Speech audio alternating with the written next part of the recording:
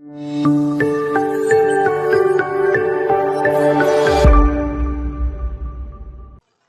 सभी विद्यार्थियों को नमस्कार। क्या बात है, त्योहार मना के आए हो और ऐसे बुझे बुझे चेहरे। त्योहार तो अपने को क्या करते हैं, रिफ्रेश करते हैं, रिचार्ज करते हैं नए काम के लिए। तो वो रिचार्जिंग तो दिख ही नहीं है। दिवाली अच्छी मनी, बढ़िया, अच्छे त्योहार मनाया। चलिए, तो वैसे तो फिर आपको पता लग गया होगा कि मैं क्या पढ़ाने वाला हूँ, है ना। चलो एक चीज बताओ, शायद बच्चे कुछ कम दिख रहे हैं। आप में से कितने लोग ऐसे हैं, ईमानदारी से बताना, जिनको ही लगता है स्टैट्स ठीक है, जितना हो जाएगा उतना कर लेंगे, बाकी दूसरे विषयों पर अपन ध्यान दे लेंगे, या थोड़ा कठिन लगता है जिनको सांख्यिकी। कितने लोग ऐसे हैं जिन्हें कठिन लगता है? 1 2, ईमानदारी से। 3 4 5, धीरे धीरे धीरे आ रहा है, धीरे धीरे आ रहा है। अच्छी बात है। देखिए, सबसे पहली बात तो ये, जैसे मैं हर बैच में कहता हूं ये बात, कि देखो सांख्यिकी को पढ़ने का तरीका थोड़ा चेंज करना पड़ेगा। मेरे ख्याल से सबने पढ़ी तो कहीं ना कहीं होगी, 11th 12th में पढ़ी होगी, या ग्रेजुएशन में पढ़ी होगी, या पोस्ट ग्रेजुएट आपने किया तो उसमें की होगी आपने। लेकिन वहां आप कैसे पढ़ते थे उसको?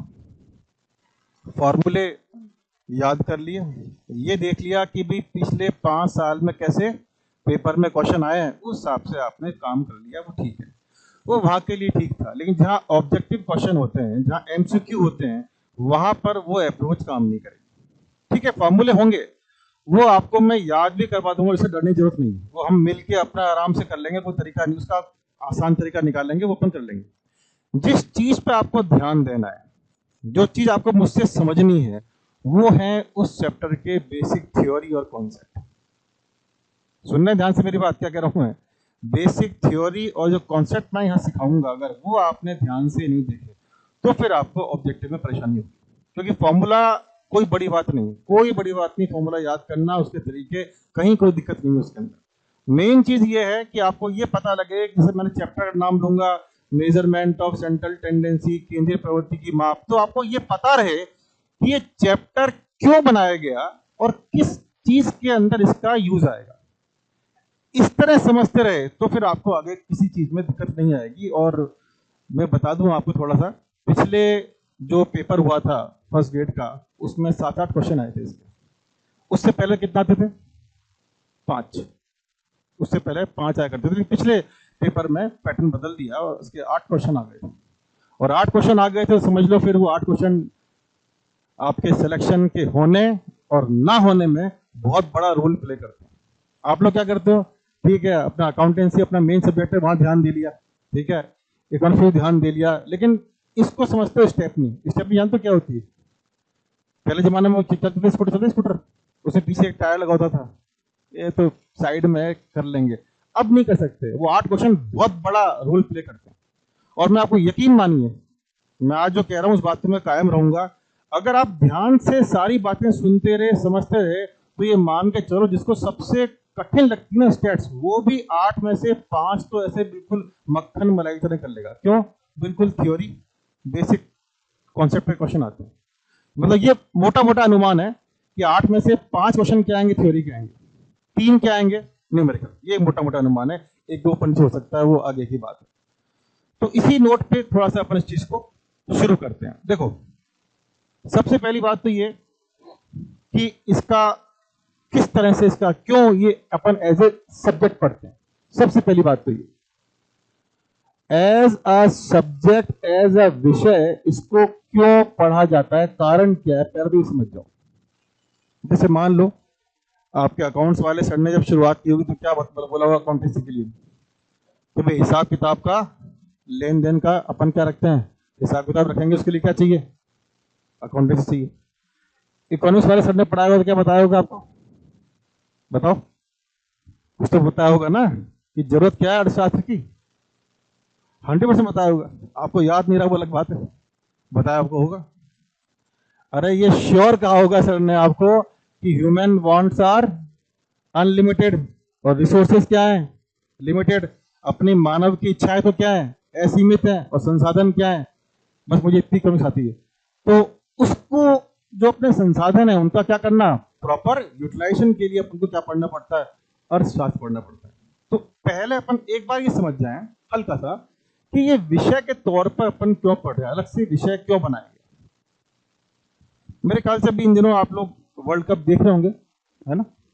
है रुचि थोड़ा बहुत देखते हो, वर्ल्ड कप देखते हो?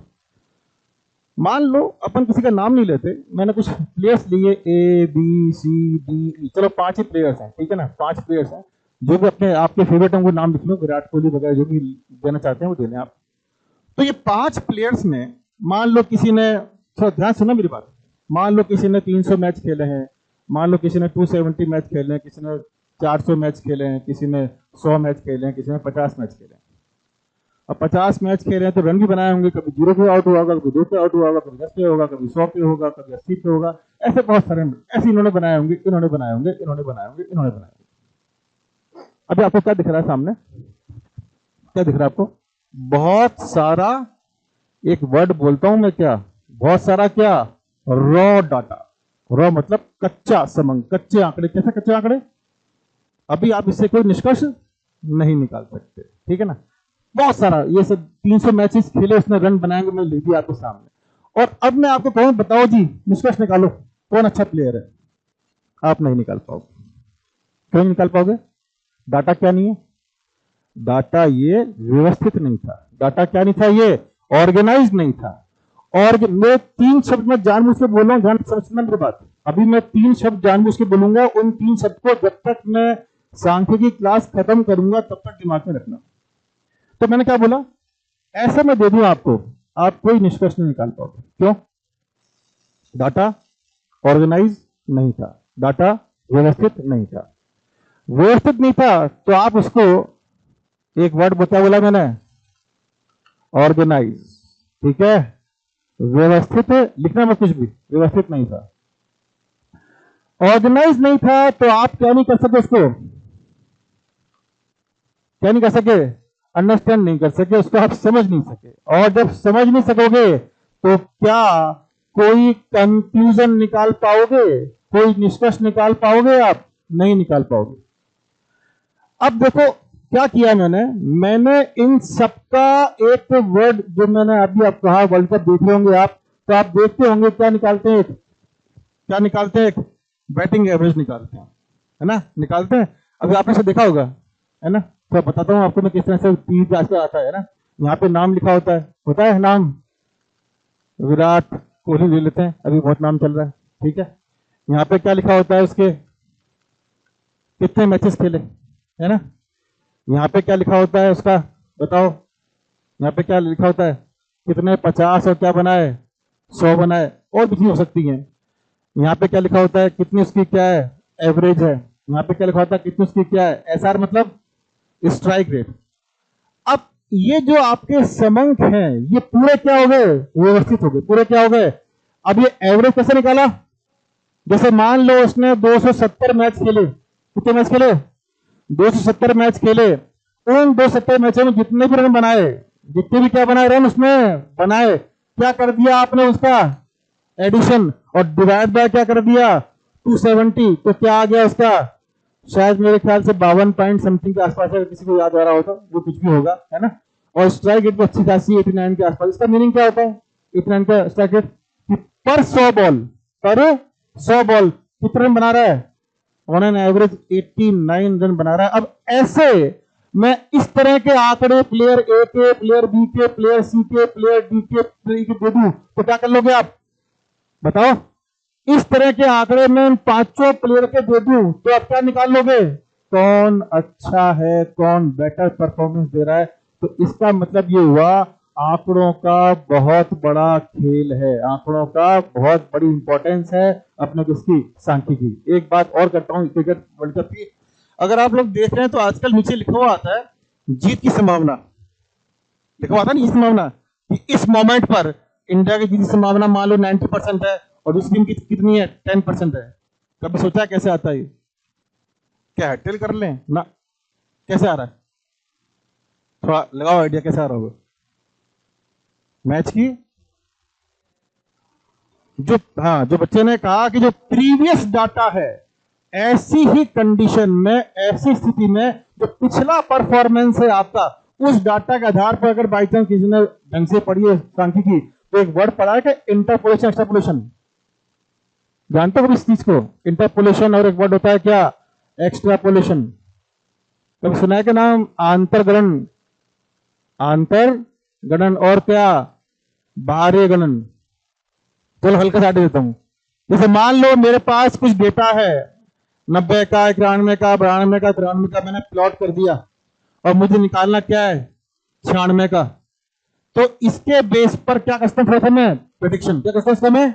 इसका अनुमान निकाल सकता हूं, इसका मैं प्रेडिक्शन निकाल सकता हूं। तो ये जीत की संभावना है वो इस तरह निकलती है, किससे?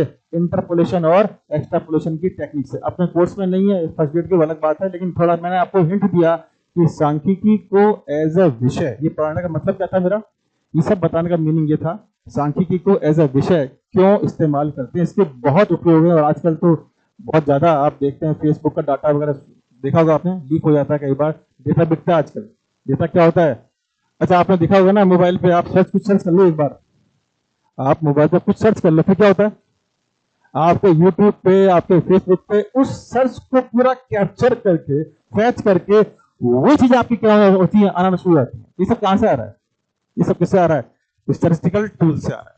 तो आज के केस में जो सांख्यिकी है वो बहुत बहुत बहुत इंपॉर्टेंट है। चलो अब अपन अपना काम शुरू करते हैं।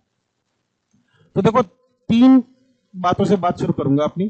पहली बात तो ये जो अपन पढ़ेंगे स्टैटिस्टिक्स, हिंदी में क्या बोलते हैं अपन, सांख्यिकी एज ए विषय क्यों है, ये बात मैंने कर ली।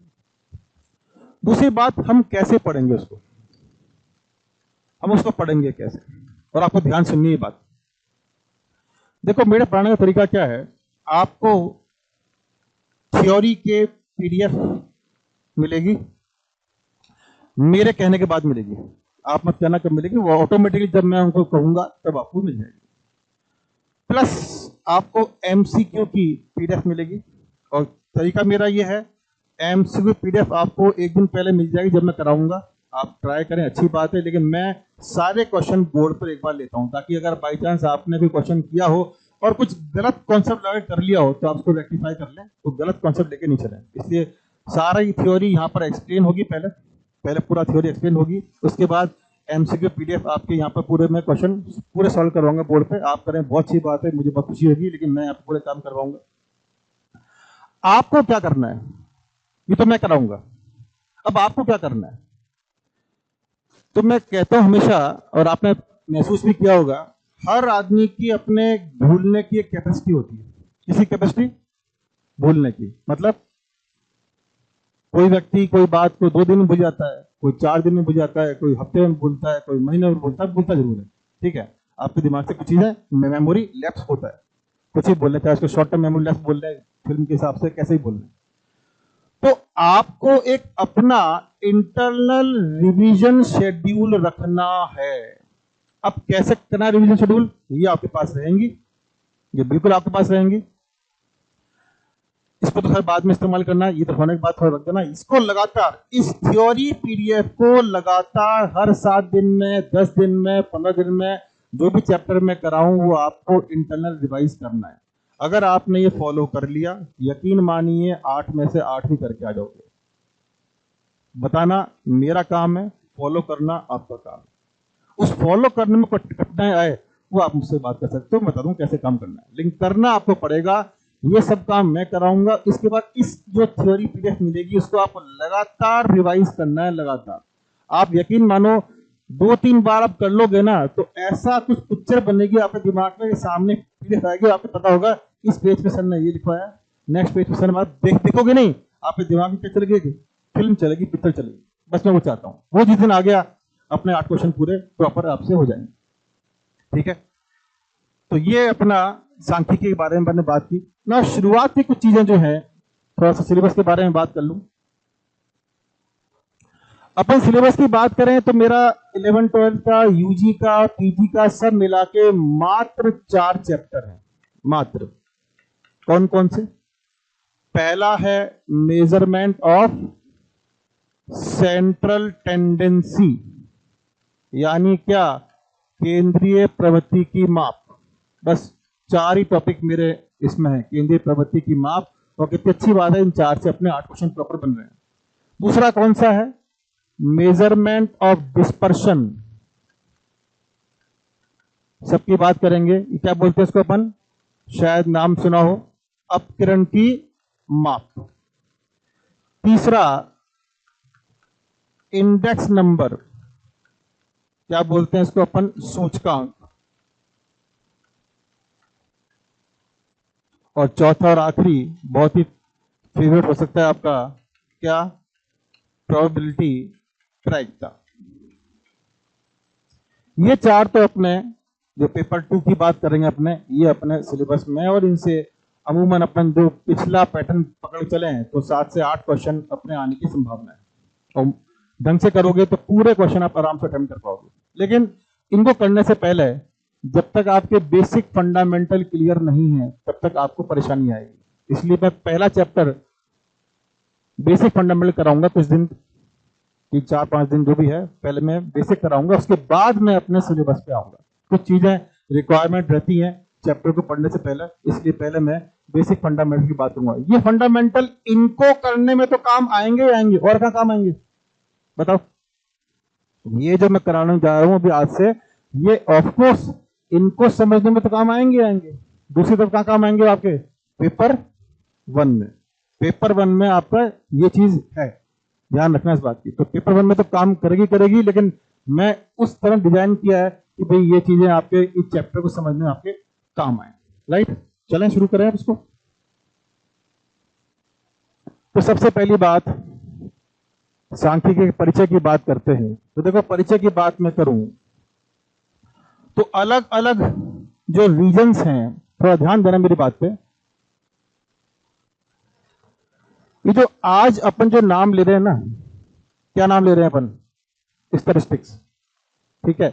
एक तो थोड़ा ध्यान दो, कई लोग इसको शॉर्ट में क्या बोलते हैं, ये बिल्कुल ही निहायत ही गलत नाम है। स्टैट कुछ नहीं है, नाम क्या अपना, स्टैटिस्टिक्स, सांख्यिकी, ठीक है। इस नाम का उद्भव कैसे हुआ, जिस तरह से मैं आपको याद करा रहा हूं वैसे याद रखना, क्योंकि ये क्वेश्चन बन सकता है आपके पेपर नंबर 1 में। सेकंड में नहीं बनेगा, सेकंड में काम शुरू होगा मेजरमेंट ऑफ टेंडेंसी से, लेकिन यहां पर फर्स्ट पेपर में बन सकता है। बेसिक ध्यान रखना, जिस तरह से मैं याद करवा रहा हूं। अब लिखना कुछ मत, क्या नाम लिखा मैंने, स्टेटस, फिर लिखा मैंने स्टेटिस्टा,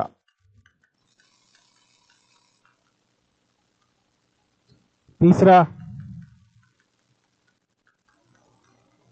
कहां रोका इसको, के पर। कहां रोका इसको मैंने, के पर। हालांकि नाम लिखा हुआ इंग्लिश में ज्यादा आएगा। और फिर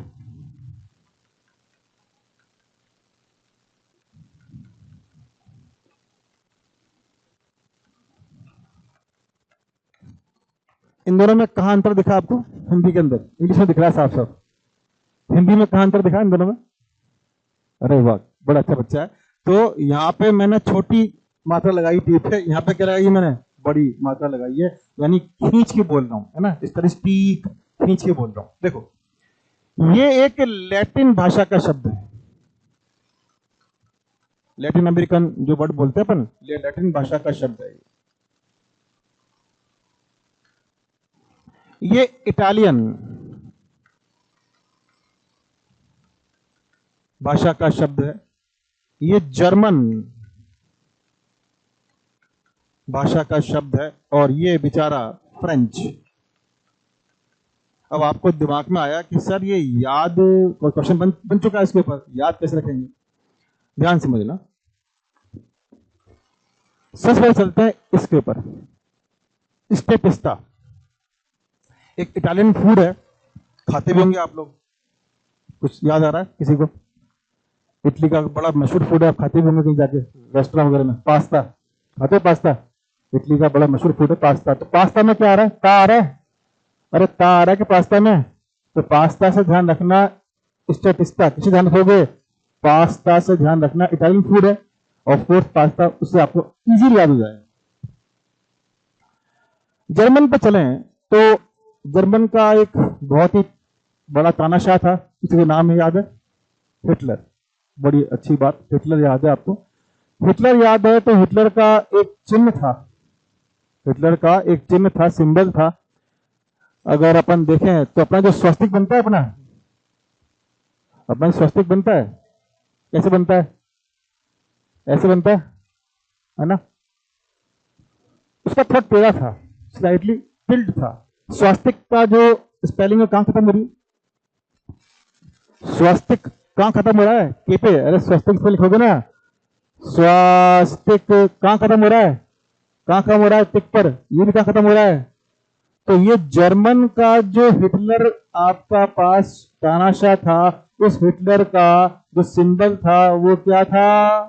स्वास्तिक था। और स्वास्तिक में टिक आ रहा है, तो टिक से आपको याद रहेगा कौन सा, कि स्वास्तिक वाला कौन सा है? जर्मन का है। अगर फ्रेंच भाषा थोड़ा बहुत जानकारी नहीं है तो मैं बोल रहा हूं, उससे जानकारी हो जाएगी। फ्रेंच जो भाषा है ना, वो हर चीज को थोड़ा खींच के बोलते हैं, थोड़ा सा लंबा खींच के दबाव देके बोलते हैं। देखो ये क्या रहा है? स्टैटिस्टिक। और ये क्या है? स्टैटिस्टिक। तो ये खींच के जो बोल रहा है ना, खींच के इसने बोला, तो इसको ध्यान रखना कैसे बोलना है। थोड़ा खींच कर जो बोला गया वो कौन हो गया? वो कौन हो गया आपके पास? फ्रेंच हो गया। फ्रेंच की भाषा की एक खासियत है, थोड़े वर्ड्स को खींच के बोलते हैं। तो ये स्टैटिस्टिक जो बोला गया, खींच के बोला गया। ये तीन तो याद हो गए। चौथा कौन सा बचा? लास्ट बचा स्टेटस। ये तो आप अपने व्हाट्सएप में खूब चेंज करते हो, रोज करते हो ना आए दिन। बस बाकी पढ़ो नहीं पढ़ो, एक काम जरूर करते हो, स्टेटस रोज चेंज करते हो। तो वो वाला ध्यान रखना। वो कौन सा हो गया? अपना अमेरिकन एक कल्चर मान लेना दिमाग में अपना। तो ये लैटिन भाषा का शब्द। अब मुझे ये चीजें बिल्कुल आपके दिमाग में कंठस्थ चाहिए, मैं पूछता हूं बताना। स्टैटिस्टिक किसका है? फ्रेंच। स्टेटिस्टा कैसे याद रखोगे? पास्ता से। स्टैटिस्टिक के वाला जर्मन कैसे याद रखोगे? स्वास्तिक में भी क्या आता है? टिक आता है। तो ये चारों चीजें दो तरह से क्वेश्चन बनते हैं इसके ऊपर। इस पूरी चीज पे, इसी टॉपिक पे दो तरह क्वेश्चन बनते हैं। एक तो बनता है match the following. Match the following मतलब क्या हुआ? अरे यहां नाम लिख दूंगा कौन से, ए बी सी डी। यहाँ पे क्या 1 2 3 4, यहाँ पे क्या लिख दिया मैंने? भाषा लिख दी। कौन सी? लैटिन और जर्मन और कौन सा? फ्रेंच और कौन सा? इटालियन। और यहाँ पे नाम लिख दिए है ना, स्टेटस वगैरह वगैरह। क्या है नीचे ऑप्शन दूंगा कि A1 है ना, B2 और C3 है। कौन सा ऑप्शन होगा? एक तो क्वेश्चन ऐसे बनता है। और एक कौन सा बनता है? बाकायदा पूछ लिया गया कि स्टैटिस्टिक वर्ड निम्न भाषा से संबंधित है, तो वो आपको याद रहना चाहिए। मुझे उम्मीद है अब आपको इस चीज को बिल्कुल याद रखोगे। तो ये भाषा का किस तरह से उद्भव हुआ वो आपके दिमाग में हमेशा रहना चाहिए। उसके बाद थोड़ा सा बात ये करें कि बेसिकली ये जो वर्ड आप बोलते रहो, स्टेटस बोला आपने स्टेटिस्टा बोला, लेकिन किसी ने मुझसे पूछा नहीं ये चीज कि सर ये नाम के अंदर छुपा हुआ क्या है? ठीक है, भाषा के अकॉर्डिंग हल्का हल्का चेंज हो रहा है। लैटिन भाषा में स्टेटस है, इटालियन में स्टेटिस्टा है, यहाँ पर स्टैटिस्टिक है, और एक क्या है?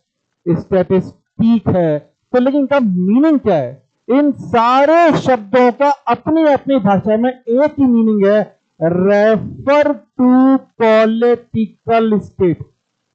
अब देखो कहां से कहां बात घूम गई। राजनीतिक, क्या?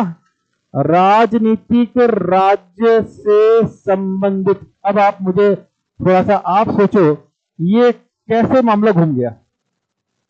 इस शब्द का जो बेसिक मीनिंग है ना वो ये है, political state, related to political state. Refer बोल लो या रिलेटेड बोल लो, रिलेटेड भी बोल सकते हो, रिलेटेड टू पॉलिटिकल स्टेट।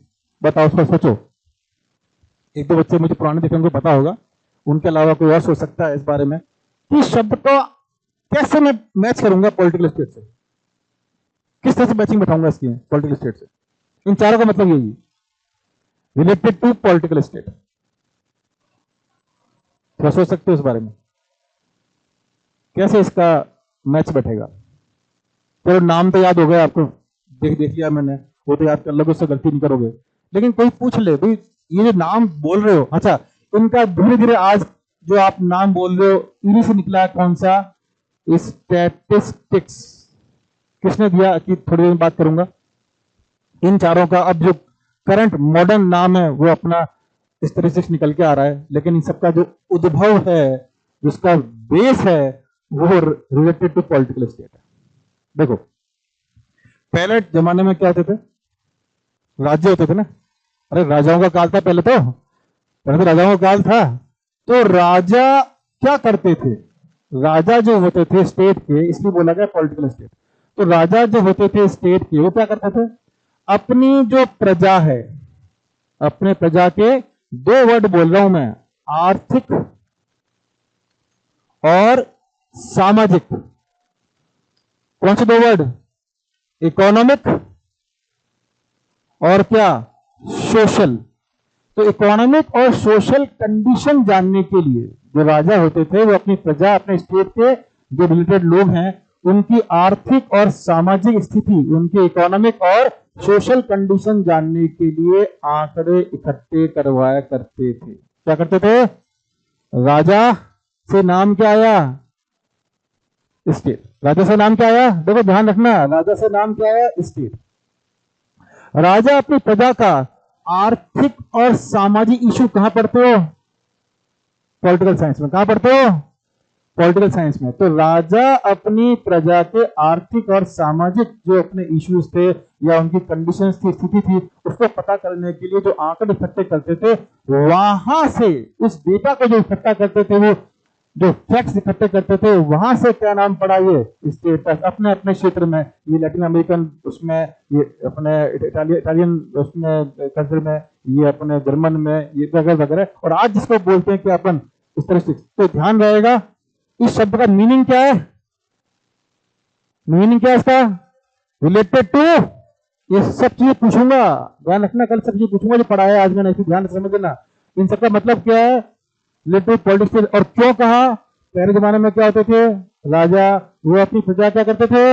आर्थिक और सामाजिक, इकोनॉमिक और सोशल कंडीशंस जानने के लिए डेटा इकट्ठा करते थे। इसीलिए हम इसको नाम क्या पड़ा इसका? स्टेटस, स्टैटिस्टिक और स्टैटिस्टिक। और आज क्या बोलते हैं? स्टैटिस्टिक।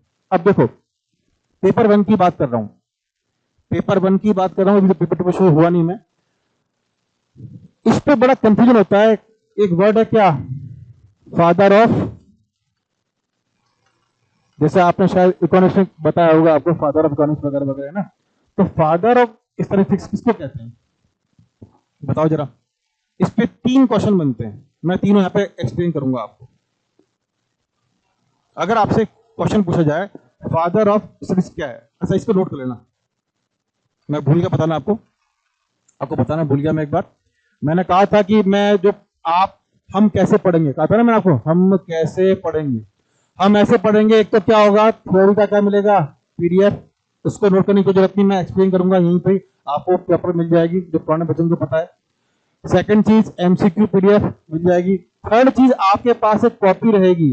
अब तो कॉपी गंदी मत करना, अलग से, चाहे पतली दुबली, लेकिन थोड़ा सा अलग से, इज्जत देते हुए सांख्यिकी को। ऐसा नहीं मैं कह रहा स्टेप नहीं, थोड़ी इज्जत देते हुए, चाहे पतली बना लो लेकिन अलग बना लो, ताकि जब कभी बाई चांस मन आ जाए, कभी कभी आएगा मन पढ़ने का, तो जिस दिन मन आ जाए पढ़ने का, तो ध्यान रहे ये चीज ध्यान रखनी है। तो कॉपी के अंदर कोई एक्स्ट्रा इंफॉर्मेशन, कोई एक्स्ट्रा नोटिंग, कोई एक्स्ट्रा जो लॉजिक है, वो आपको मैं कॉपी में बोल के लिखवाऊंगा।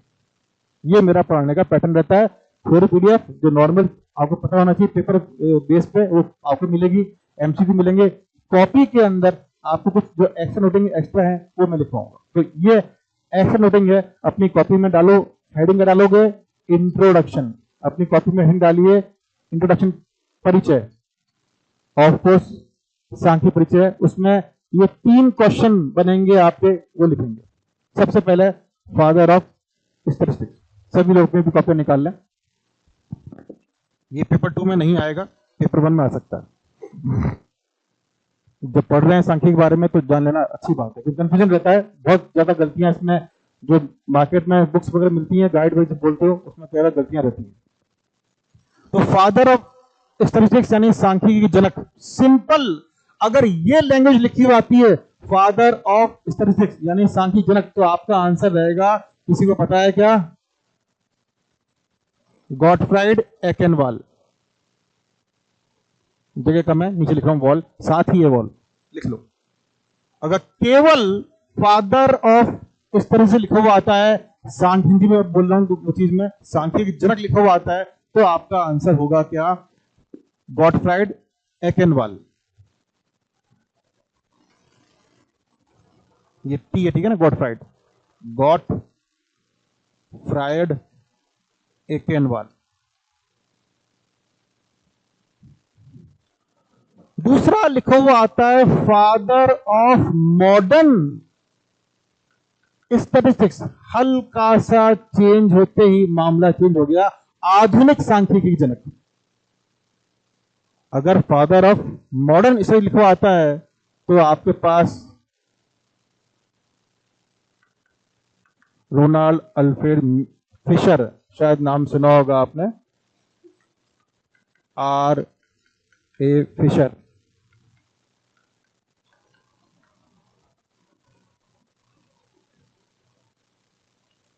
और तीसरा और आखिरी, फादर ऑफ इंडियन स्टैटिस्टिक्स, इसका नाम याद है? जो पुराने बच्चों का नाम होना चाहिए याद, मैंने बताया था। कोई पुराना बच्चा हो तो बताए मुझे, याद है बेटा? नहीं? फादर ऑफ इंडियन स्टैटिस्टिक्स को कहा था मैंने। अपने कोलकाता में इंस्टीट्यूट भी है, इंडियन स्टैटिस्टिकल इंस्टीट्यूट, सबसे बड़ा जो इसका इंस्टीट्यूट है वो वहीं है कोलकाता में। उनकी स्थापना उन्होंने की थी doctor P.C. Mahalanobis. Very good.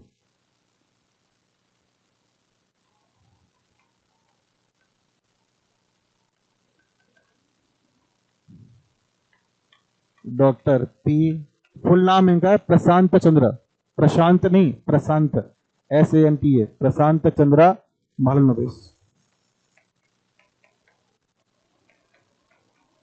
तो ये एक कंफ्यूजन रहता है बहुत बच्चों का, सर कभी तो आंसर ये होता है, कभी आंसर ये होता है। नहीं, कोई कंफ्यूजन नहीं है। मैं पूछ क्या रहा हूं, इस बात का आंसर दोगे।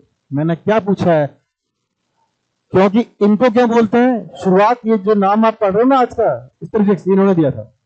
जो नाम अपन आज पढ़ रहे हैं स्टैटिस्टिक्स जनरल, वो इन्हीं की देन है, गॉटफ्राइड एकेनवाल का। हाँ, मॉडर्न स्टडीज की बात करें तो बहुत ज्यादा काम फिशर ने किया है। एक, और जो इतना बता रहा हूं तो चौथा बता देता हूं। अगर कोई कहे, हालांकि ये बहुत रेयर, आपके लेवल में नहीं पूछा जाएगा, लेकिन जब बताना बता देता हूं। एक होता है father of mathematical statistics, father of mathematical, गणितीय सांख्यिकी, मैथमेटिकल स्टैटिस्टिक्स, हिंदी में क्या लिखोगे? गणितीय सांख्यिकी की जनक, मतलब मैथमेटिक्स इन्वॉल्वमेंट सांख्यिकी में भयंकर वाला। आप जानते हैं उसका नाम, तो एक आइडिया लगाओ, क्या जानते हो आप सबके नाम, सुना है आपने? सोचो, फॉर्मूले बहुत दिए इसने, फॉर्मूले बहुत दिए स्टैट्स में इसने। हिंट लगाओ जरा एक आध। मेरा नया नाम नहीं लिखूंगा, आप अरे हाँ ये तो सुना हुआ नाम है। चलो हिंट देता हूं, कोरिलेशन रिग्रेशन में इनका नाम काफी आया है? कोरिलेशन रिग्रेशन, सहसंबंध प्रतिगमन में इनका नाम काफी आया है। जो मैं नाम लिखने वाला हूं ना, मैथमेटिकल स्टैटिस्टिक्स के फादर का, वो आपने सुना हुआ है, सहसंबंध चैप्टर में नाम सुना हुआ है आपने, कोरिलेशन में बहुत नाम आया है इनका। अरे Karl Pearson, KARL, Karl Pearson. तो मैथमेटिक्स का इन्वॉल्वमेंट सांख्यिकी में कार्ल पियर्सन द्वारा खतरनाक रूप से किया गया।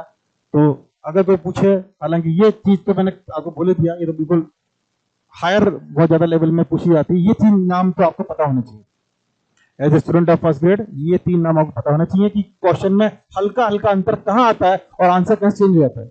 अगर मैं ओनली स्टडी से बोलता हूं तो गॉटफ्राइड एकेनवाल, अगर मैं मॉडर्न स्टडी से बोलता हूं तो फिशर साहब की बात आएगी, अगर मैं इंडियन स्टडी बोलता हूं तो मालूम साहब की बात आएगी। तो ये सब चीज आपको नाम याद होने चाहिए। चलिए, सबने लिख लिया इसको, छुपा तैयार।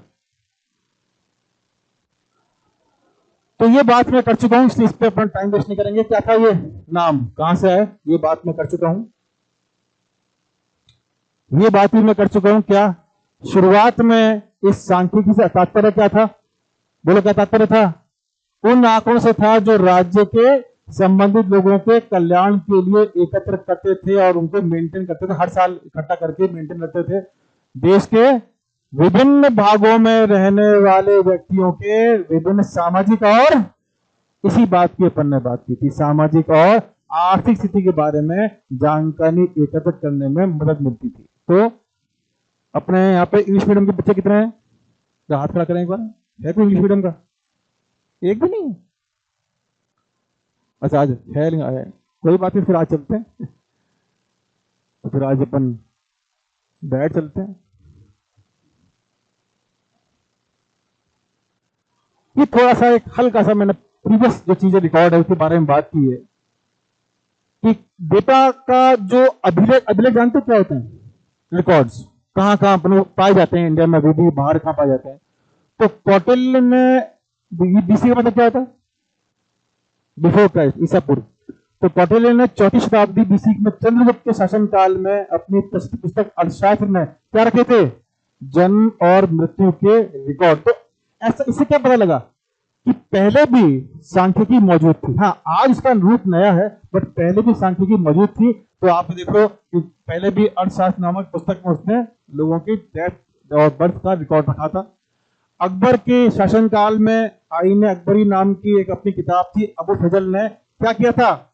एग्रीकल्चर, उसके रिजाइम में रबी की फसल कितनी हुई, खरीफ की फसल कितनी हुई, किस चीज की फसल कितनी हुई, ये सब रिकॉर्ड रखते थे। तो वो सब क्या था? सांख्यिकी। ये सब क्या था? सांख्यिकी थी। तो ये सब चीजें चल रही हैं। एक बात और बताना चाहूंगा जनरल नॉलेज के लिए कि जो पहली जो आपकी क्या बोलते हैं जनगणना है, किसी को आइडिया है? जनगणना जो अब तक होती है हर 10 साल में, वो शुरुआत कहां से मिलती है? जनगणना की शुरुआत कहां से मिलती है? रिकॉर्ड में कहां से मिलती है? मिस्र के राजाओं को क्या बोलते हैं पता है? जीके तक पड़ी होगी। मिस्र के राजा होते हैं उनको क्या बोलते हैं? इजिप्ट के जो राजा होते हैं ना, जिनकी मम्मी वगैरह मिलती है आजकल, मम्मी देखते हो ना, मम्मी देखते हो, उनको फिरौं बोलते थे।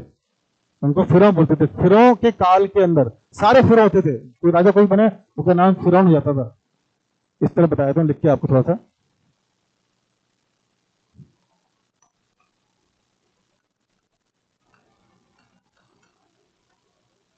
जो राजा होते हैं उनको फिरौं बोलते थे इंग्लिश में। तो इनके काल के अंदर, ईसा पूर्व से पहले, यहां सबसे पहले जनगणना की बातें लिखी गई थी कि ये लोग क्या करते थे, अपने पूरे शासन काल में अपने पूरे साम्राज्य की क्या करते कराते थे? जनगणना कराते थे। तो यहां से मतलब कहने का तात्पर्य ये सारी बातें क्यों लिखी मैंने कि भाई ये पता लग जाए कि ये जो पढ़ रहे हैं अपन, ये बहुत पुराना विषय है। जब अपना मानव सभ्यता का विकास हुआ, वहां से अपनी सांख्यिकी कार्य चली आ रही है, कोई नई बात नहीं है। अब सांख्यिक परिभाषा, सबसे इंपॉर्टेंट बात है, सबसे इंपॉर्टेंट बात है सांख्यिक परिभाषा। अब मैं जो बोल रहा हूं उसको अपनी कॉपी में लिखें और फिर समझें। तो आज तो अपने हिंदी मीडियम वाला ही है, तो हिंदी में बोल रहा हूं ओनली। लिखो, मात्रात्मक समंकों, क्या लिख रहे हो? ये परिभाषा क्या लिख रहे हो? जनरल परिभाषा। मात्रात्मक समंकों, मात्रात्मक समंकों के अध्ययन के आधार पर, मात्रात्मक समंकों के अध्ययन के आधार पर निष्कर्ष निकालने की, मात्रात्मक समंकों के अध्ययन के आधार पर निष्कर्ष निकालने की, निष्कर्ष निकालने की बात ऐसे लिखना, विधि तकनीक, विधि ऑब्लिक तकनीक, निष्कर्ष निकालने की विधि ऑब्लिक तकनीक को सांख्यिकी कहते हैं। विधि ऑब्लिक, जानबूझ के लिखा है मैंने, ये कुछ काम आएगा। विधि को बोलते हैं मेथड और इसको बोलते हैं टेक्निक। एक बार इंग्लिश में लिख लो इस चीज को, मेथड और टेक्निक नाम। अब इस परिभाषा को पहले ध्यान से समझो कि क्यों मैंने यहां पर जानबूझ के ये विधि ऑब्लिक तकनीक लिखा।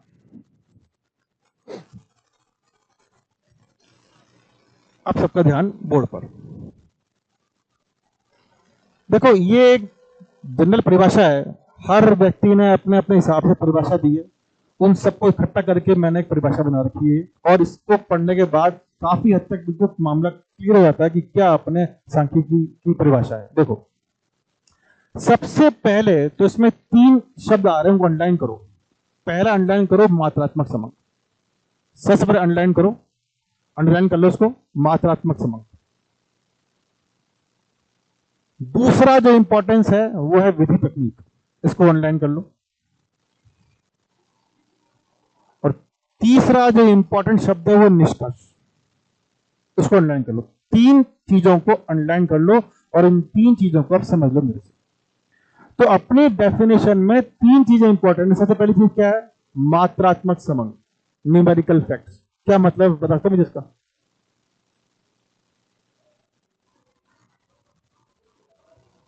गुड, अंकों के आधार पर। जैसे मान लो, थोड़ा समझना इस बात को, जैसे मान लो मैंने कहा एज है, एज जो है वो क्या अपना मात्रात्मक समंक है? एज, आयु, क्या अपना समंक है मात्रात्मक? बिल्कुल है। कैसे नापते हैं? संख्या में नापोगे ना, 20 साल 50 दिन फलाना ढुमकाना, ठीक है। मैंने कहा हाइट, ऊंचाई आपकी, लंबाई, ये भी क्या है? मात्रात्मक समंक है। मैंने कहा खुशबू, अरे फ्रेग्रेंस, खुशबू, या तो क्या बोलोगे अच्छी, या क्या बोलोगे बुरी? कितनी अच्छी कितनी बुरी, कोई संख्या नहीं है। तो कहने का तात्पर्य ये है, यहां मैंने जानबूझ के एक वर्ड को अंडरलाइन करवाया, मात्रात्मक समंग। मुझे क्या चाहिए? मात्रात्मक समंग चाहिए। अभी कुछ टाइम के बाद हो सकता है आज की क्लास में या कल की क्लास में मैं लिखूंगा quantitative as well as qualitative. मेरे शब्दों पर ध्यान देना। आज तो क्या बोला मैंने? मात्रात्मक। मात्रा क्या होती है? क्वांटिटी। मात्रा क्या होती है? क्वांटिटी। और विशेषता क्या होती है? क्वालिटी। जो बोला था ना, अच्छा बुरा है, ये सब क्या है? विशेषता है, क्वालिटी है। तो अभी तो मैंने क्या बोला कि मात्रात्मक समंकों के अध्ययन के आधार पर, कल या परसों क्लास में एक बार बोलूंगा ये बात में कि भी स्टैटिस्टिक्स जो है वो क्वांटिटेटिव एज वेल एज क्या क्वालिटी दोनों में काम आएगी। तो क्या मैं ये गलत बोल रहा हूं या इसके बाद कोई रेक्टिफिकेशन है इसके अंदर? मैं अपना क्वेश्चन फिर से बोल रहा हूं। आज तो मैं क्या बोल रहा हूं? केवल मात्रात्मक समंकों के अध्ययन के आधार पर अपन बात करते हैं। कल के परसों के एक सेंटेंस में एक वर्ड आएगा कि सांख्यिकी जो है वो मात्रात्मक और साथ साथ गुणात्मक के भी काम आ जाती है। तो ये आपस में विरोधाभास नहीं हो गया? या इसका कोई तोड़ निकालूंगा? इंपॉर्टेंट बात ध्यान समझना मेरी बात। ये क्वेश्चन बनेंगे फर्स्ट पेपर में। जो भी मैं बोल रहा हूं ना, ये आपके फर्स्ट पेपर फ्री में पढ़ा रहा हूं, समझ लो। फीस मिली इसकी मैंने आपसे, फीस सेकंड पेपर के लिए मैं भी, ये फ्री में चल रहा है आपका मामला। और आजकल फ्री की चीज ज्यादा चलती है, by one get one free.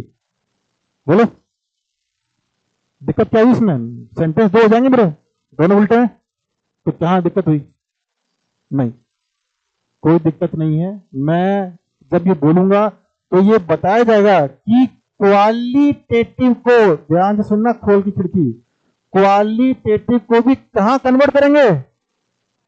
Quantitative में। जो ये क्वालिटी से, मान लो कोई ब्यूटी कॉन्टेस्ट हो रहा है, होता ना, ब्यूटी कॉन्टेस्ट हो रहा है, तो उसमें जज बैठे होते हैं, क्या करते हैं? ये लिखते हैं अच्छी है बुरी है, क्या करते हैं? रैंकिंग देते हैं। क्या देते हैं? 10 में से अंक दे दिए या 50 में से अंक दे दिए। तो क्वालिटी को भी क्या करेंगे अपन? अपन क्वालिटी को भी क्या करेंगे? क्वांटिटी में कन्वर्ट करेंगे। कि मुझे तो अल्टीमेटली क्या चाहिए? मेरे को तो अल्टीमेटली सांख्यिकी में जो बच्चे ने कहा अंक दे दो, क्या दे दो? अंक दे दो, नंबर दे दो, न्यूमेरिकल फैक्ट्स मेरे काम आएंगे। तो अगर किसी चीज में मैं यूज कर रहा हूं क्वालिटी में, अगर मैं क्वालिटी में यूज कर रहा हूं तो क्या करना पड़ेगा? उसको क्वांटिटी में चेंज करना पड़ेगा। क्या आपको मेरा ये शब्द क्लियर है? आगे से पूछूं कि भाई इस परिभाषा में इस क्वांटिटेटिव का मतलब क्या है, तो क्लियर है? मुझे डाटा कहां चाहिए? अंकों में दे दो, नंबर्स में दे दो, न्यूमेरिकल फैक्ट चाहिए। नहीं है तो क्या करो? कन्वर्ट करो। अगर कोई विशेषता है, कोई गुण है, उसको क्या करो? मात्रा में कन्वर्ट करो। बात क्लियर है?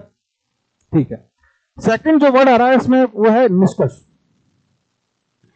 मान लो मैंने आप लोगों से आपके यूजी में, यानी जो आपने बीकॉम किया होगा या बीए कुछ भी किया होगा आपने, मैंने आपके उसके पूछे भी परसेंटेज क्या है, बच्चे ने बोला लिख ली, बच्चे ने बोला लिख ली, सबके मैंने आंकड़े लिखे और गोली बना के उसको जेब में डाल लिया।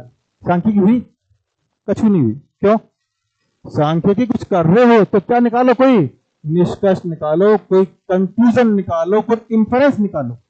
तो जब तक आप कोई निष्कर्ष, कोई कंक्लूजन नहीं निकाल रहे, तब तक वो सांख्यिकी पूरी नहीं हुई है। क्या ये बात समझ में आ गई? अरे दोनों में समझ में आ गया क्या? तो हाँ ना तो बोलो, दिवाली मना के आयो। आयो समझ में बात? एक बात क्या समझ आनी चाहिए, मात्रा वर्ड क्यों आ रहा है, समझ में आ गया।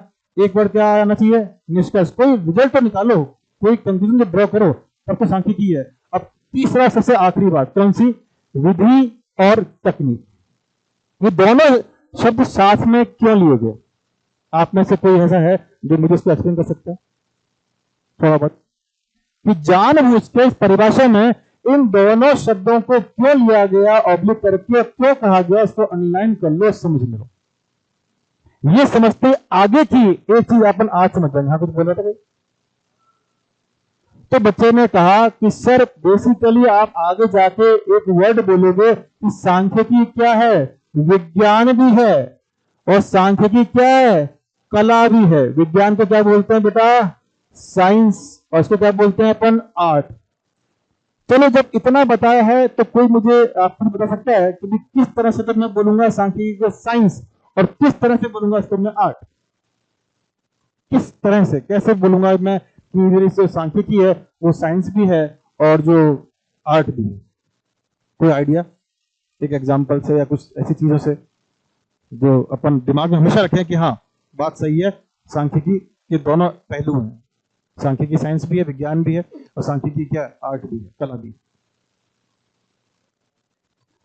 हाँ, कला का मतलब टेक्निक है, ऑफ कोर्स ये कला है, ये तकनीक में आएगी, विज्ञान विधि में आएगा, ऑफ कोर्स। लेकिन मतलब ये तो दिख रहा है लेकिन किस तरह से, मतलब एक्सप्लेन कैसे करोगे, इसकी विवेचना कैसे करोगे समझने के लिए? देखो, जो ये विधि है ना, जिसको मैं मेथड बोल रहा हूं, अपनी कॉपी में चाहो तो लिख लेना मेरे समझाने के बाद। और जो तकनीक है, जिसको मैं टेक्निक बोल रहा हूं, विधि से मेरा मतलब है व्हाट टू डू, क्या करना है, क्या करना है, ये हमको बताती है साइंस। और ये है बेटा हाउ टू डू, भाई करना कैसे है, कैसे करना है। अब समझो, एग्जांपल के साथ समझो, ताकि आज के बाद कोई भूलोगे नहीं। तो मैंने कहा मेरी सांख्यिकी है, उसकी परिभाषा में जानबूझ के मैंने दो शब्द दिए, विधि और तकनीक। विधि मैंने जानबूझ के लिया किसके लिए बेटा? साइंस के लिए, विज्ञान के लिए है। और ये तकनीक है, ये मैंने जानबूझ के आर्ट के लिए लिया है, कला के लिए लिया है। साइंस में क्या बताता बताओ? पहला स्टेप ये करो, जैसे केमिस्ट्री थोड़ी पड़ी होगी ना, विलियन ए लो, क्या डालो उसमें 2 ml भी डालो, उसको इतने मिनट हिलाओ, ये करो, ये कलर आ जाएगा। ये बिल्कुल क्या है? बिल्कुल सिस्टम। क्या है? बिल्कुल सिस्टमेटिक है। विज्ञान में हर चीज क्या होती है? सिस्टमेटिक होते हैं। यानी एक वर्ड बोला क्या? सिस्टमेटिक। हर चीज क्या होती है? सिस्टमेटिक होती है, स्टेप बाय होती है, स्टेप बाय स्टेप काम चलता है, चरणबद्ध। एग्जैक्टली आप देखोगे सांख्यिकी में अपने स्टेप्स होंगे। जैसे मीन निकालना है तो क्या करना है? डेटा को पहले क्या करना है? क्लासिफाई करना है, क्या करनी है? पेज बनानी है, उसके बाद क्या करना है? उसका सम करना है, सम करने के बाद क्या करना है? डिवाइड करना है। पूरे सिस्टमेटिक, पूरा स्टेप बाय स्टेप काम आपको सिखाया जाएगा। तो सांख्यिकी के अंदर क्या करना है, उसके स्टेप्स पूरे डिफाइन होते हैं। क्या करना है, व्हाट टू डू, उसके स्टेप्स हैं, चरण चीजें हैं, सारी उसमें चरणबद्ध चीजें हैं, वो सब डिफाइन होती हैं। इसका मतलब क्या है? ये साइंस भी है। इसका मतलब क्या है? साइंस है। अब ध्यान समझना, मुझे सारे चरण आते हैं। जैसे मान लो मैं अपनी बात ही करता हूं, मुझे किसी किसान ने, किसी फार्मर ने सारे स्टेप सिखा दिए खेती करने के। पहले ये करना, तो ये करना, ये करना, ये करना, मैंने फॉलो किए, फिर भी खेती नहीं हुई, ऑफकोर्स नहीं होगी। क्यों? मेरे अंदर वो स्किल, वो कौशल था ही नहीं जो फार्मर के पास है। फार्मर को यहां खड़ा कर दो बता के सांख्यिकी ऐसी होती है, पढ़ा दे, नहीं पढ़ा पाएगा। तो किसकी कमी थी उसमें? स्किल की कमी थी। तो बेसिकली हाउ टू डू क्या है? ये आपका स्किल है, ये आपका क्या है? कौशल है, जो आपको उस काम को किस तरह से अंजाम देना है वो आपको आना चाहिए। और ये आज भी, जैसे मान लो मैं आपको सांख्यिकी की चीज पढ़ा दूं और आपको कभी अप्लाई कर दो, हो सकता है आपसे गलती हो जाए। क्यों? आपने वो स्किल, आपने वो कौशल डेवलप नहीं हो पाया। तो कारण यह है, ध्यान समझना चाहो उसको नोट कर लेना, कि क्यों मैंने इस डेफिनेशन में विधि भी लिया और मैंने क्या लिया? तकनीक भी लिया। विधि से मतलब है प्रोसेस के स्टेप्स, वो सांख्यिकी में होंगे। पहले ये करो, फिर ये करो, फिर ये करो, सारी चीजें क्या होंगी? स्टेप वाइज होंगी, सिस्टमेटिक होंगी, चरणबद्ध होंगी। व्हाट टू डू का मतलब क्या है? विधि, प्रोसेस। लेकिन वो आने के बाद भी जरूरी नहीं है कि आप बिल्कुल सही कहीं तक पहुंच जाओ। उसके लिए क्या चाहिए? आपको स्किल सेट चाहिए, कौशल चाहिए। वो किससे आता है? अपने को आर्ट। जैसे डांस क्या है? डांस क्या है? साइंस थोड़ा डांस क्या है? आर्ट है। स्टेप सिखा दो, फिर भी हो सकता है मुझे कोई सिखा के डांस नहीं कर पाऊंगा मैं, है ना, मेरा काम दूसरा है, आपको कोई सिखाए आप उसका कर लोगे। तो बेसिकली वो एक आर्ट है, वो कौशल है। तो अब मुझे उम्मीद है ये 3 शब्दों को जो आपको बहुत ध्यान देना था, वो 3 शब्द क्लियर है सबके? पहला शब्द क्या? क्वांटिटेटिव। क्यों? मुझे नंबर चाहिए, नहीं है कन्वर्ट करो। दूसरी बात क्या? निष्कर्ष। स्टेप्स का मतलब कतई ये नहीं डाटा इकट्ठा कर लिया, जेब में रख लिया, नहीं, उससे कुछ क्या निकालो? तो कंक्लूजन, तो रिजल्ट, तो निष्कर्ष निकालो। तीसरी बात क्या? ये एक विधि भी है, तकनीक भी है। विधि से मतलब क्यों डाला? साइंस भी है। और तकनीक मतलब क्यों डाला? ये क्या है? आर्ट भी है। ठीक है, सबको क्लियर है बात? तो ऐसा है जिसको नहीं क्लियर हुई पूछ सकते हो। इसके बाद अब अपन परिभाषा की बात करते हैं। तो 2 बातें आती हैं, तो क्या? एक वचन और एक क्या? बहुवचन। एक तो आता है सिंगुलर सेंस और एक क्या आता है? Plural sense. ये भी क्वेश्चन फर्स्ट पेपर में बनेगा। तो हाँ, ये लो आ ही गया। देखो जो मैंने कहा था ना, वो आज ही आ गया क्लास में। यहाँ पर क्या आ गया? गुणात्मक भी आ रहा है और क्या आ रहा है? तो आदमी कितना कंफ्यूज। अभी सर कह रहे थे क्या मात्रात्मक है? अरे नहीं भाई, मैं करूंगा दोनों, लेकिन अल्टीमेटली मुझे क्या चाहिए? मुझे नंबर चाहिए। अल्टीमेटली मुझे क्या चाहिए? नंबर चाहिए। संख्यात्मक रूप से चाहिए। इसलिए बोला गया कि भैया अल्टीमेटली घूमते कहां जाओ? मात्रात्मक रूप में आ जाओ। तो सिंगुलर का मतलब क्या होता है? एक वचन। और प्लूरल का मतलब क्या होता है? बहुवचन। इसको मैं छुपा भी नहीं हूं, तो मुझे उम्मीद है कम से कम बहुवचन के बारे में तो आप बता सकते हो कि सांख्यिकी बहुवचन के अर्थ में क्या है। सांख्यिकी बहुवचन के अर्थ में क्या है? अरे बहुवचन मतलब क्या होता है? बहुत सारा। तो अपन क्या चीज करते हैं? बहुत सारी आंकड़े, जो डेटा इकट्ठा करते हैं। मैं कहूं राम 5 फुट लंबा है, उससे क्या उखाड़ लोगे आप? मैं कहूं राम क्या है? 5 फुट क्या है? लंबा है। तो है क्या कर लूंगा? कुछ निष्कर्ष निकल नहीं सकता उससे। अब मैं कहूं कि राम 5 फुट लंबा है, श्याम 6 फुट लंबा है और मोहन जी है वो 4 फुट लंबा है। अब निष्कर्ष निकला, इन तीनों बड़ा कौन है? इन तीनों सबसे बड़ा कौन है? श्याम जी हैं। तो जब तक डेटा बहुत सारा इकट्ठा नहीं होगा, तब तक मैं कुछ नहीं कर पाऊंगा। एक वर्ड आता है क्या? एग्रीगेट। एक वर्ड क्या आता है? एग्रीगेट मतलब क्या? समूह। क्या? समूह। तो मुझे आंकड़ों का समूह चाहिए होता है, मुझे डेटा का एग्रीगेट चाहिए होता है। और डेटा का जब एग्रीगेट, समूह बहुत सारा, तो कहां गया वो? अजी कहां गया वो? प्लूरल में। अरे कहां गया? अरे बहु का मतलब क्या होता है? वो नहीं जो घर में लेके आते बहु। बहुवचन मतलब क्या हुआ है? बहुवचन मतलब क्या हुआ? जो बहुत सारा रखी इकट्ठी की। तो जब आप डेटा इकट्ठा करते हो, जब आप आंकड़े इकट्ठा करते हो, वो करते हो एग्रीगेट, वो करते हो बहुत सारे। तो क्या बन गया? वो प्लूरल। तो फिर एक वचन कैसे हुआ? फिर सिंगुलर कैसे हुआ?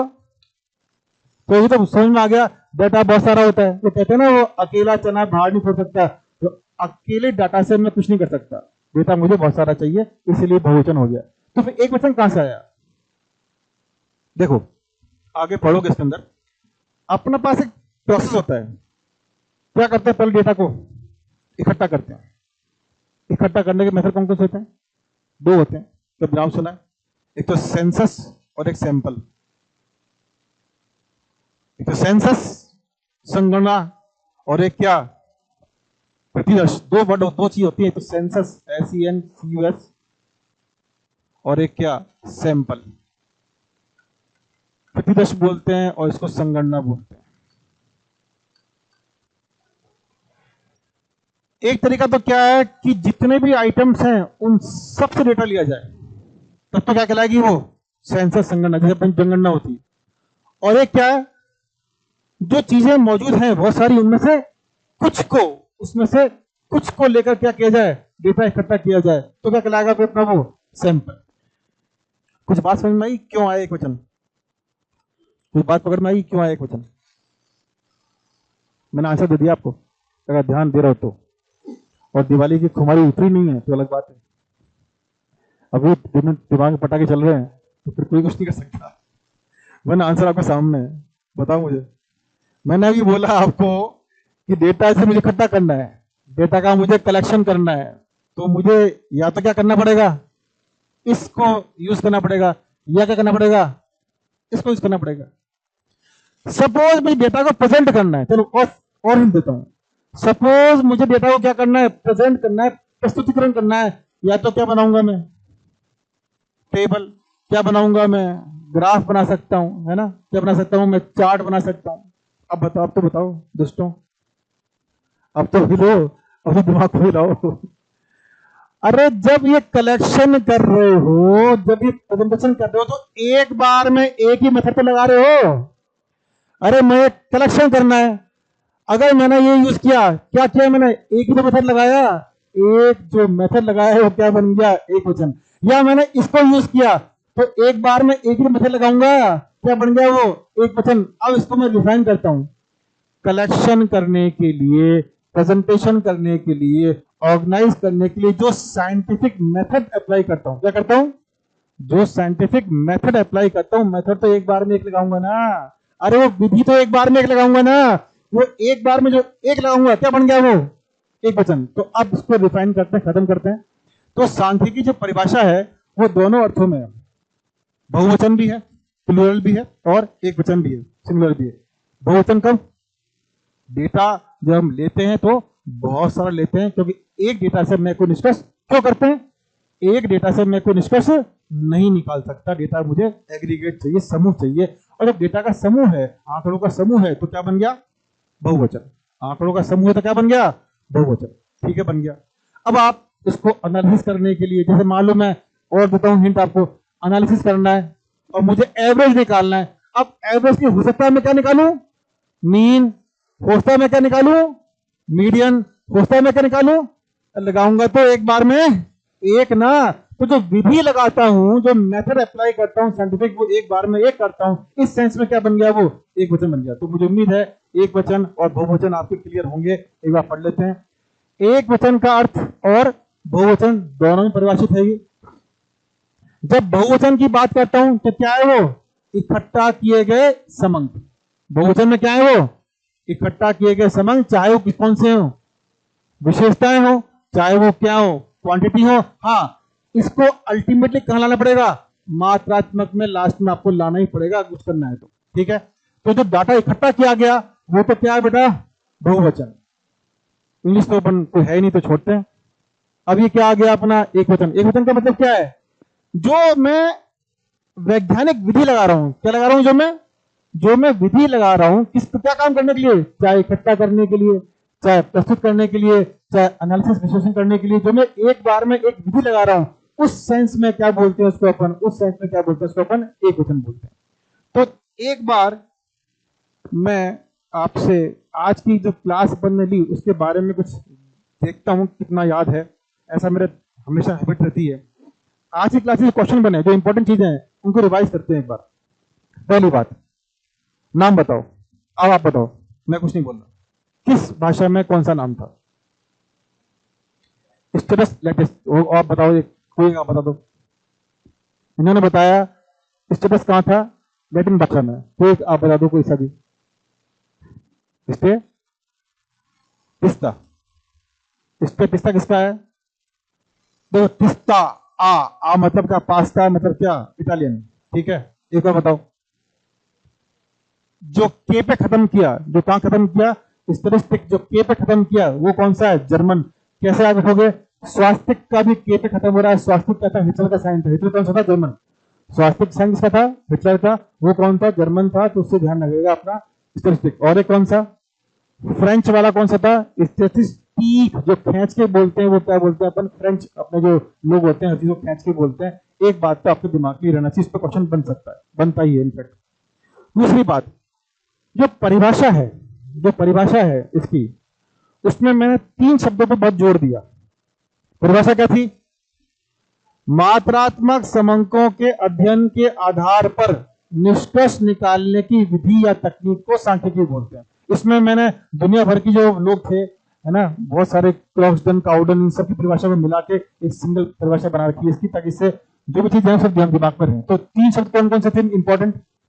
मात्रात्मक, निष्कर्ष और मात्रात्मक से क्या दिमाग में रहेगा? मुझे नंबर चाहिए, मुझे क्या चाहिए? संख्या चाहिए। संख्या है, अच्छी बात है। अगर गुण है, विशेषताएं, तो इसको क्या करो? मात्रा में चेंज करो। कैसे करो? रैंकिंग करो या नंबरिंग करो। जो भी जैसे बताया मैंने, ब्यूटी कॉन्टेस्ट होता है, जो डांस प्रोग्राम होते हैं आजकल टीवी पे, क्या करते हैं? जज नंबर देते हैं, नंबर में आ गए, संख्या में आ गए वो। तीसरी बात क्या थी? विधि और तकनीक। विधि से क्या समझे? मेथड। मेथड मतलब क्या? साइंस। साइंस क्यों? Systematic pattern. क्या है? पूरा स्टेप बाय स्टेप सारा काम होता है। सिस्टमेटिक क्या होता है? पैटर्न होता है। इसलिए क्या है, ये अपना साइंस भी है, ये अपना विज्ञान है। और जो अपना वर्ड है टेक्निक, किसके लिए आया? वो आर्ट। किसके लिए आया? वो आर्ट के लिए। आर्ट क्यों है? क्योंकि कैसे करना है वो काम किस तरह से परफॉर्म करना है, क्या करना है, स्टेप्स बता दिए मेथड ने, लेकिन वो किस तरह से परफॉर्म करना है, वो स्किल, वो कौशल हमें कौन बताता है? वो आर्ट बताता है। तो इसलिए वहां पर नाम क्या है अपना? नाम आया अपना आर्ट, नाम आया।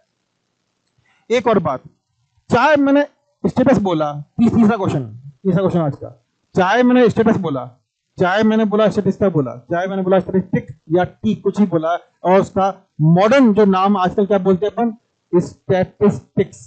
स्टैटिस्टिक्स जो बोलते हैं, सांख्यिकी बोलते हैं, वो जो नाम है उसका मीनिंग क्या है? मीनिंग क्या है उस नाम का? सारे नाम का मीनिंग एक ही है, क्या? Related to political state. राजनीतिक, राज्य से संबंधित। अगर इसको एक्सप्लेन करने को आया है कि राजनीतिक राज्य से संबंधित, तो आप बोलोगे क्या? तो क्या बोलेंगे? राजा अपनी प्रजा के आर्थिक और सामाजिक सूचनाओं को इकट्ठा करते थे अपने काम के लिए, तो बन गया अपना वो रेफर टू क्या? Political state. और लास्ट एक क्वेश्चन जो बना अपना आज का, वो क्या बना कि अपनी जो सांख्यिकी परिभाषा है वो एक वचन के अर्थ में भी है, और कहाँ है? वो बहुवचन के अर्थ में भी है। बहुवचन के अर्थ में कैसे आई? बहुवचन के अर्थ में ऐसे आएगी, जब अपन आंकड़े इकट्ठे करते हैं तो सिंगल आंकड़े से कोई निष्कर्ष नहीं निकल सकता, आंकड़ों का समूह चाहिए, मुझे आंकड़ों का एग्रीगेट चाहिए, तो क्या बन गया? बहुवचन। और एक वचन कैसे बना? जब मैं उन आंकड़ों को इकट्ठा करने के लिए, या आंकड़ों को प्रेजेंट करने के लिए, या उनका एनालिसिस करने के लिए जब मेथड लगाऊंगा, जो मैं तरीका लगाऊंगा, वो एक बार में एक लगाऊंगा, तो क्या बन जाएगा? वो अपना एक वचन का अपना वो अर्थ बन जाएगा। ठीक है, तो ये अपने आज की क्लास की इंपॉर्टेंट फाइंडिंग्स थी, जो डेफिनेशन तक दिमाग में रखना। अभी आज तो मैं आपको ये ऑनलाइन प्रोवाइड हो जाएगी, आपको ऑनलाइन साथ में लेना, इसको तो ऑनलाइन साथ ही लेना आपको उसको, तो वो तो मैं लोड करवा दूंगा। क्या बोलते हैं इसकी, एक चीज मैं पहले बोलना चाहूंगा आपको, चाहे आप कितने भी इंटेलिजेंट हो, जब तक मैं क्लास दे रहा हूं ये माने कि आपको सांख्यिकी नहीं आती। ये मैं क्यों बोल रहा हूं? अपने एक्सपीरियंस से बोल रहा हूं, ये बाल ऐसे नहीं उड़े, एक्सपीरियंस से उड़े। तो लॉजिकली बात ये, आप करते क्या हो, जैसे मान लो मैंने पढ़ाना शुरू किया सांख्यिकी A B C D E F वगैरह वगैरह, मान लो मैं आपको एक्सप्लेन कर रहा हूं ये, और मान लो आपको आती है, आप क्या क्या करोगे? आप सीधे उसको पढ़ते पढ़ते कहां पहुंच जाओगे? ई पहुंच जाओगे। उससे नुकसान क्या हुआ बताओ? उससे नुकसान ये हुआ कि जिस टाइम जब मैं एक्सप्लेन कर रहा हूं आपका दिमाग यहाँ पे था नहीं, आपको समझ रहे अरे ये तो अपन को आता है, ठीक है आता तो है, लेकिन आपको उस तरह नहीं आता जिस तरह मेरे को रिक्वायरमेंट है। तो जिस टाइम मैं ए पढ़ाऊं आपका सारा ध्यान, सारा कंसंट्रेशन ए पे होना चाहिए। अगर आप कूद के पहुंचोगे तो ना केवल आपका कंसंट्रेशन हट गया, नंबर 2 आप जब ये पढ़ रहे हो और मैं ये पढ़ा रहा हूं तो क्या क्रिएट होगा? कंफ्यूजन। क्या क्रिएट होगा? तो इसलिए कोशिश ये करना, मैं इसलिए थोड़ा लेट देता हूं पीडीएफ, कि आपकी हैबिट होती है, मैंने पीडीएफ आपका हाथ में दे दी तो क्या करोगे आप? फिर जाके लेफ्ट पूरा धमाधम, मैं तो पढ़ा रहा हूँ पहले पेज पे, आपने सेकंड थर्ड फोर्थ सब पढ़ डाला और बाद में कंफ्यूज हुए। तो बेटर ये है जिस टाइम में जो चीज पढ़ा रहा हूँ घर जाके उतना ही रिवाइज करना है। जिस टाइम में जो चीज पढ़ा रहा हूं घर जाके एग्जैक्टली उतना ही क्या करना है आपको, रिवाइज करना है। ये आपका काम है। बस मैंने इतना ही आपको कहा कि प्रोसेस अपना पढ़ने का ये रहेगा। सब कुछ मैं बोर्ड पे कराऊंगा, आपको केवल उतना करना है जितना मैंने पढ़ाया, घर जाके उतनी चीज, ना ज्यादा ना कम, एग्जैक्टली उतना क्या करना, रिवाइज करना। हाँ उसमें कोई प्रॉब्लम आए नेक्स्ट डे शुरू करने से पहले पूछ लो, ठीक है। चलो आज इतना रखते हैं, कल मिलते हैं।